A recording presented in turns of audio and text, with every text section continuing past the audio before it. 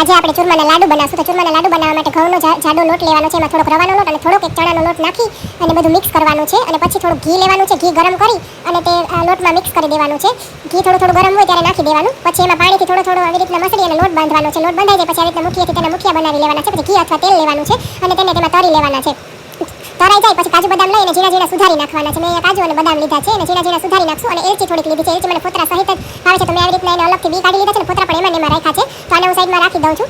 પછી આ કાજુ બદામ જે ઝીણા સુધાર્યા હતા એને શેકી લેવાના છે. જરાક ઘી નાખી અને શેકાઈ જાય પછી આ મિક્સરમાં આને લોટ આપણે દળી લેવાનો છે. મુઠિયા જે બનાવ્યા હતા ને એને એમાં એલચી ને એ બધું એમાં જ નાખી દેવાનું ફોતરા સહિત. અને ઘી અને ગોળ લેવાનો છે. અને ચાસણી કે કાંઈ નથી બનાવવાનું. ખાલી ઘી ગોળ ગરમ થઈ જાય એટલે કાચરોટની અંદર આ બધું ભૂકો કાજુ બદામ અને નારિયેળનું ખમણ નાખી અને બધું મિક્સ કરી દેવાનું છે. અને પછી તેમાં ગરમ ઘી અને ગોળ નાખી દેવાના છે. ઘી ગોળ નખાઈ જાય પછી તેના લાડુ આપણે હાથેથી બનાવી લેવાના છે. લાડુ થઈ ગયા છે મારા તૈયાર. મેં તો પહેલી જ વખત બનાવ્યા છે યુટ્યુબમાંથી જોઈને. તો કેવા બન્યા છે એ નવગણ અને મિશ્રી સાંજે ચાખીને કહેશે મને કે કેવા બન્યા છે. તમે પણ જરૂર ઘરે એક વખત બનાવજો.